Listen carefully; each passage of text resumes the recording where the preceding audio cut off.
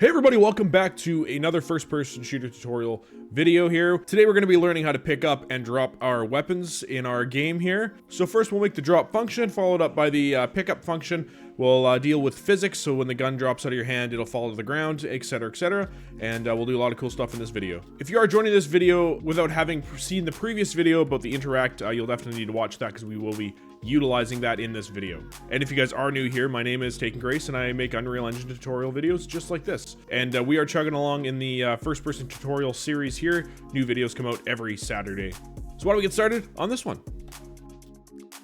All right, so we're in our project here. Once again, if you did not watch the previous video on the interact system, you will need to go and do that. However, I do want to point out there's two things that I didn't do in the last video. There's actually two things I want to show you, so this is for everybody. So yeah, in the last video, I did tell you guys, like, we created these separate interfaces so we can control basically what we interact with first in a hierarchical order. However, as it is right now, it will still interact with everything if you're overlapping 4 different items that are all in these different interface functions here. To stop that, we need to add a return node to the end of this. Yes, and so once we determine that it is a weapon class, and we're running that for each loop and confirm that it is indeed a part of those actor classes, then we're going to want to interact with weapon and then stop checking for all of these other ones that we don't have yet because we don't have these in our game. But yeah, that will enable you to only interact with one item at a time. Okay. The other thing I kind of messed up is we made all of these actors, which this one should for sure be an actor, but these 3 should be their own thing. So we're going to open up that BPI here, interface, BPI interact. We're going to go to weapon and we're going to change this to BP underscore weapon class, because we want to pass that weapon data through to our interface. So we'll do this and then we'll get some errors. We have to delete this or else it doesn't work for some reason, and then bring the interact hit back in, and then we can drag it in here, and then we can plug in the array element into weapon and then plug this into target. So we'll hit compile. That should all work out now. So basically, to recap, we're taking whatever the loop body, whatever this is true, if this interact hit equals whatever weapon class that it's looking for, then it's going to go true, and then it's going to take that weapon and then implement or fire off that interact weapon event. Okay. All right, so now that we're done the interact trace stuff, let's get started in dropping our weapons. So we're going to create that function in our player character. All right, so we're going to come over here and we're going to make a new function, drop weapon. All right, so for the drop weapon here, first thing we're going to do, we need to remove the gun that we're currently holding, so the equipped weapon. And we need to remove detach from actor. Okay, so it's going to detach it from our player character. Okay, for this is all the transform ones. We want to keep world. We want to keep the world transform of our gun. All right, next we're going to start dabbling in the physics portion of this. So let's grab our equipped weapon once again. We need to get the box collision. Is that what we called it? The box collision, whatever the root in your weapon class, whatever you name the root of your the box, this box here. And hey, actually, while we're here, when this falls to the ground, if this is too wide, then the gun's not going to fall over and it's going to look really weird. So make sure you just change, just skinny this up. I did it 2, it looks like. Just do 2 on the parent class and that'll update all of them, and then at least they'll like fall over and look semi-normal when they hit the ground. So anyways, back in the player character here for the drop function here. Box collision, we're going to get set collision enabled. This is going to tell Unreal Engine what type of collision we want to put on this particular, on the box collision. Right now it's set to no collision because we don't want it to collide with our player. But once we detach it, we want to do collision enabled. That will enable gravity. That will enable all of the other fun stuff. Okay. But this node alone isn't enough. You also need to drag out a box collision and set simulate physics. Okay. So the reason there's 2 of these nodes is because in order for Unreal to simulate physics, it needs to know what type of collision it's simulating. Okay, so basically it has to be in this order when you're enabling physics, and then when you disable it, which we'll do later in the video, it needs to be reversed. So you need to stop simulating physics first and then change the collision type. Okay, so for this next bit, this is only if you have rigged weapons. Okay, so you will grab your equipped weapon. So if you're following along this project exactly, like you have the same weapons and everything in here, we won't need to do that this particular node for our project. But for those following along who have rigged weapons, you want to get a set no skeleton whoops, pardon me, you need to, but anyway, sorry, you need to grab the weapon mesh. And you need to get set no skeleton update. And that needs to be false. Or pardon me, that needs to be true. Okay, so I'm going to comment box this and just say rigged weapons only. So what this is doing is when you simulate physics and then drop your gun and the gun hits the ground, you're adding force onto the ground just by it hitting the ground. So all of the bones on the gun that run like the trigger, the pull, the pin, the flappy thing or whatever, I don't know what any of the gun parts are called, but all the bones that are operating those are gonna have force applied to them. So all the parts are just gonna start spinning in place, and it looks really funny and really silly. So I mean, if you want to see it without this, you can do that. But anyways, so disable that, and then we'll have to re-enable that in the next part of this video here. All right, so I made these macros before, so I'll show you guys what they are. But basically, just create a new macro, and you're gonna make or get your primary and equipped weapon, and you're gonna get an equals node, and then just drag this result of this branch into the output. So we're just checking, is our primary weapon equal our equipped weapon? Okay. Once you've completed that, just duplicate it and then change primary weapon to secondary weapon. So you'll have 2 of those there, okay? You will use these a lot in this series, so definitely recommend making them a macro. All right, so we're going to drag that macro out, get primary weapon. We're going to get a branch. Okay, so we're checking to see if our primary weapon equals our equipped weapon. And if it does, we're going to come out of true. And if it doesn't, we're going to come out of false and get the secondary macro. Okay. I did bring up, I did release the debug video on Wednesday, and I mentioned for print strings, it's really good practice to, you know, this false branch should never be hit, ideally. But if it does, we want to just kind of let ourselves know, like, what's going on here. So we're going to add a print string here. And so, yeah, the good practice here is just BP character. We're going to name where this error is going to be. So BP character, and then I'll do like a little uppity up thing, and I'll do the function that it's in. So drop item, or drop weapon, sorry. Another up and down thing, and then we're going to just say no equipped weapon. Okay, so if you see that error, that means something's very, very wrong, and we need to figure out what the hell's going on there.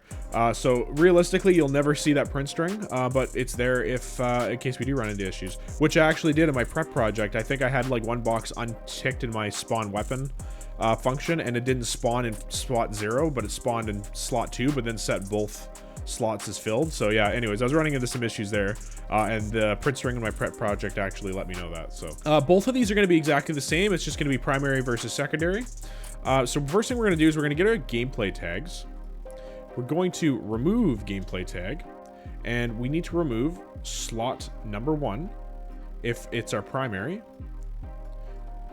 We'll just do this, copy paste, and it will be slot number 2 if it is our secondary weapon. The next thing we need to do is we need to clear the primary and secondary weapon values. So we're going to set this here and set this here. And the reason we're doing this, we just want no data in here in the event. Something in the game is looking to reference the primary, secondary weapon. We don't want it to be referencing the one we just dropped, because obviously some things will happen. We're going to have the is valid nodes all over the place. So if it does try to reference it while we're changing or dropping weapons, it's going to return is not valid, and then we won't get any errors.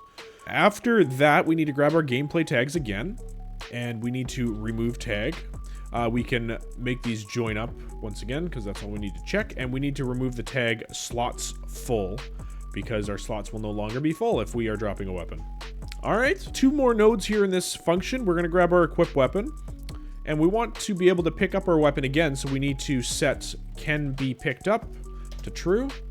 And that way, when the weapon drops on the ground, we'll be able to interact with it. So on that note, let's go to weapon class. Let's make sure can be picked up is set to true, because that'll be all the other weapons. And we're going to disable this in a later function, in a later thing here. Okay, and then also we want to clear the equipped weapon. Okay, for the exact same reason as before, we don't want something referencing the equipped weapon and then doing some things we don't want it to do. So we will do a return node, and that should be it for the drop function. Okay, so there's a couple things in here like pickup can be picked up. We're simulating physics. By default, we kind of want to enable these already. So if we go into weapon class, let's go to the box collision. Let's set the collision enable to collision enabled. And let's simulate physics up here. So by default, all the weapons are going to simulate physics. Now by doing that, you'll remember in the last video we had an issue where we added this and then it was colliding with our player. So we need to go into our player character's defaults. Is it the defaults or the spawn weapon? Pardon me, it's spawn weapon. We need to make sure that these are here, which I intuitively remembered to do when we made this function. So yeah, we want to make sure can be picked up is set false, and then we have simulate physics off and collision enabled set to query only at the end of these spawn weapons. Okay, so if those aren't there, that means it'll collide with your player, so make sure that those are there. And let's go back to our player character's control graph, or event graph, pardon me. Okay, so we have our interact here for our interact trace. What we need to do is we need to create a custom event. And this custom event will be pick up ground weapon. And of course that tooltip's in the way. So we pick up ground weapon. We're going to add an input of weapon to pick up. We are going to make this a BP weapon class object reference. Okay, now we're going to go into our weapon class. This is where that interact event is. So we're going to get rid of this print string we made last video. All right, we are going to drag out of, or we're going to get to our player character. And we're going to get the player ref message, which is the BPI interface we made. Oh God, I don't remember what video it was anymore. What we want is our player variable. So what we can actually do is we can right click and we can promote this to a variable. This should be the first time we actually set this variable, which is totally fine. Okay, so we will set that player variable, and then we will drag out of here, and we will get the pickup ground weapon. Yes, I know it's the player. Anyways, all right, so, and then we'll drag weapon and put it into weapon to pick up, okay? So just make sure that these are the same weapon type class object reference and blah, blah, blah, blah. I mean, it wouldn't have plugged in for me if it didn't work, but, or if it wasn't otherwise, but... all right, so there it is. We're gonna compile. The reason we're doing this is we need to fire this event in the specific weapon that we are picking up. That's why we're doing it inside the weapon class and then sending it back to our player, because obviously we interact with the item in our player's interact trace, but it could be literally anything, right? So we want to make sure it's the exact weapon that we're interacting with. Okay, so first things first, we'll get our equipped weapon. And we will convert it to a validate get. We don't want to run this code at all if it doesn't exist. All right, so we are going to grab our gameplay tags next, and we want to check has tag, and we want to check if we are switching weapons. We'll go weapons, switching. Okay, we're going to hit get a branch. Obviously, we don't want to be dropping weapons while we're switching them. That'll be detrimentally weird. Because it won't know which one is slot 1 and which one's slot 2, or it'll do slot 1 or slot 2 when you mean to do the other one, or whatever the case may be. Coffee. Anyways. Alright, so we're going to do an exact match on that. Following that succession of that gameplay tag not being in our gameplay tag container, we're going to grab gameplay tag container again. We're going to put has tag once again, and we're going to check if our weapon slots are full. Okay, and we'll do an exact match again. We're going to get another branch. Okay, this will come out of the false branch. Okay, weapon switching. We don't want to be switching weapons. Okay, are our slots full? If they are full, we're going to want to run that drop weapon function and drop whatever weapon is, yeah, all the stuff we did. Okay, if it's not full, then we're going to just skip this. All right, now we're going to grab that super awesome macro that I made a couple videos ago when I was raging about how there's no way to remove multiple gameplay tags, and we're gonna remove a bunch. So I'm gonna say sprinting, movement can run. Okay, we don't want to be able to run while we are switching weapons. The rest of them will be in weapon. We do not want to be able to fire our weapon. We do not want to be able to reload our weapon, and we do not want to be able to switch our weapon. Okay, So we'll remove all those gameplay tags so we cannot do any of those things. We'll hit compile. Next, we'll grab this other macro. Aren't macros effing great? Because we just literally don't have to do a lot of work again. Okay, so remember that macro is just getting our player's mesh, the animation instance, and then we're sending that interface blueprint event that triggers our switching weapon animation. Okay, so remember, just refresher on what that's doing here. In the event graph here, so we're going to tell switching weapons is true, so we are definitely switching weapons. Now we're going to do something similar that we did in the last one. We're going to grab our gameplay tags here, and we're going to say has tag, which will be slot 1. Okay, we'll keep this neatish. We'll get a branch out of here. Sorry, that's not what I wanted. I wanted to get a not boolean, not B, just so we can keep primary on top and secondary on the bottom, consistent from what we've been doing through the whole thing here. Okay, just move this out of the way, put that here. All right, so if we do not have slot 1, that means we dropped our primary weapon. So we now want to grab our primary weapon and we want to set. Is this in a function? No, it's not. Lame.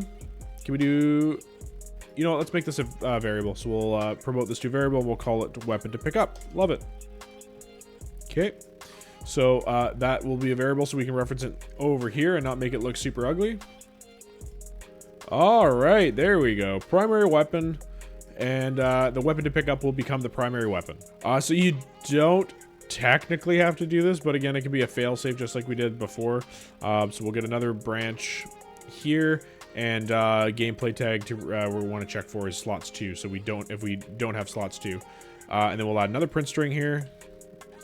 Player event graph slots error. Okay, sure.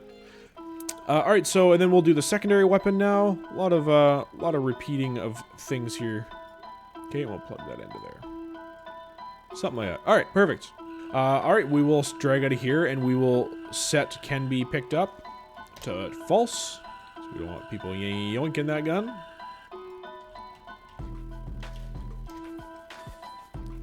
All right. Next, we want to grab the gameplay tags once again, and we want to add gameplay tag. And it'll be slot 1. Slot 2. There we go. Perfect. So, yeah, like I said, a lot of just re-adding and adding nodes here. Next, we're going to take our gameplay tag once again, and we're going to get, we'll just add a reroute node here. Has tag.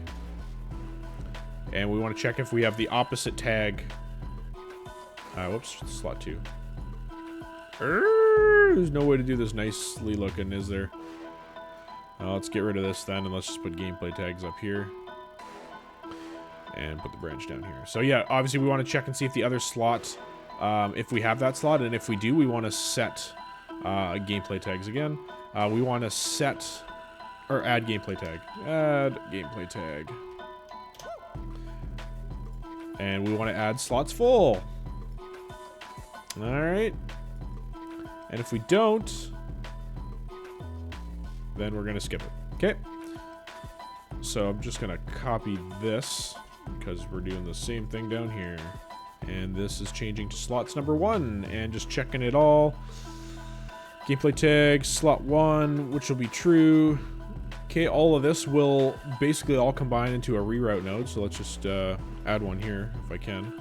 I guess I'll just have drag out here and add a reroute node right there. Yeah, because it's all going to be combined back into one here. So based out of all of these. Just like that. All right. Dang me, I missed a node in my notes there. And I was like, hang on. This isn't going to work. So anyways, we'll move this down just a little bit. And we actually need to set our equip weapon as well over here. Okay, so we'll set the equip weapon, and then we'll drag equip weapon into can be picked up, and that will be that. There we go. Why do we need to do that? Because over here, we need to get our equip weapon. Where to go? Right there. And we need to set simulate physics for the box collision. And we need to set simulate as false. On a box collision, then we'll set collision enabled. And we'll set that to query only. Alright. That's our collision. Okay, now we need to grab our equipped weapon again. We need to attach actor to component. We're gonna need a little bit of space here. Parent will be the first person mesh once again. Okay, and then we need to drag out of the equipped weapon, and we need to get, what was it, get gun data? Sorry, get gun data. There we go. Gun data. And then we need to get right hand socket. Get bone socket name. There it is. Location, we need to snap to target and weld them. Okay, that will snap it directly to our hands again, just like we did in the spawn weapon, so this should be pretty familiar. This is where, if you have rigged weapons, you're going to get your equipped weapon, get your weapon mesh, and then set no skeleton update to true, or pardon me, to false. Okay, so if you're following along with the low poly stuff, then you don't need to add that in, but that's just if you have rigged weapons once again. Alright, we do need to add a delay node in here because obviously we need to give a little bit of time for the for animations and stuff to play. So we'll do a 0.5, I guess. Should be plenty. And then after that, we need to stop switching weapons and then set all of our other put all of our other gameplay tags back in. Okay, so we'll grab our switching weapon macro once again, and we'll set it to not switching weapons. We need to run the hide show weapon mesh function next, because obviously we're switching to a brand new weapon, so we want to just make sure that the correct things are hidden and the correct things are showing. Now we're going to add our gameplay tags back in. So we'll get gameplay tags, but what we can do is we can append gameplay tag containers. And then out of here, we will make literal gameplay tag container. And we will add back in can fire, can reload, can switch, and can run. Okay, so we'll add those back in so we can do all those things again. And that should be it, actually. What a run here. So if you want, you can put all of these into a collapsed graph just to keep everything nice and clean here. So I'll do that, and then we'll do collapsed nodes, and we will name it picks up ground weapon. I love collapsed graphs. They make everything so neat. All right, let's test it out here. So we'll hit compile, and we'll see what kind of issues come up here. So I'm going to hit play. There, all of our weapons just started simulating physics. That's a good sign here. You know what we didn't do? I just realized. Or hang on, because when I spawn in, my rocket launcher falls to the ground, and if I do this, it's staying attached to my arms. Interesting. Let's find out what the hell's going on there. Even when I switch weapons. Interesting. Okay, so even when I switch weapons, it still does that. So, runtime error, current weapon name. Ah, okay. Got to add that in as well. Okay, so that error was because if we go to our event graph and go back to the ground pickup weapons, right here, I would think. Before hide show weapon mesh, let's add in this macro, change weapon name. Okay, and then we'll get our equipped weapon, and we will get name. What's the get weapon name? There it is. And then we'll plug that in right there. Perfect. Okay, that'll fix that error. And what other debuggy errors do we have? So we we need to do something about. Oh, okay. You know what the issue is? The weapon mesh is what we are disabling the physics on, but it shouldn't be the weapon mesh at all. It should be the box collision. So that is what the issue was. Box collision. If I put get box collision, I'll probably get it better this time. So we're going to plug that stuff in here. There we go. Let's make sure that works now. Look at that. Okay, and we switch our weapons. There's my jank animation. Oh my god. Anyways, we'll switch our weapons, and now we're going to go up and pick up this weapon. And now we have that weapon. All right, so that works. That's good. We'll pick up this weapon now. Oh boy. Oh boy, what happened to my right hand? Anyways, I got some shit to figure out here with my animations, obviously. You can see I kind of hastily finished that because, mind you, in my defense, I had to redo it like friggin' 6 times because Unreal kept crashing. But anyways, yeah, well, there you go. You can switch weapons. They drop to the ground. And the good part about this actually is, so, you know, say I have this AK and I, you know, shoot half the rounds and then I go and I pick up this pistol. And this pistol runs out of ammo and I'm trying to find a gun. I can pick up this AK again and it'll still have half the rounds that you left in it when you dropped it. So we're going to store all of the ammo variables in terms of the magazine and the gun itself. So that will add a bit of good gameplay stuff there. All right, in the next video, I will show you guys how to do a muzzle flash. Very difficult to find a free muzzle flash. So we're just going to kind of, you know, makeshift make our own. It's not going to look great, but it's going to be a muzzle flash nonetheless. And then we'll start getting into the firing stuff. And yeah, hope you guys enjoyed this video and learned some stuff. If you guys liked the video, please like and subscribe to the channel, and I will see you guys in the next video. Peace.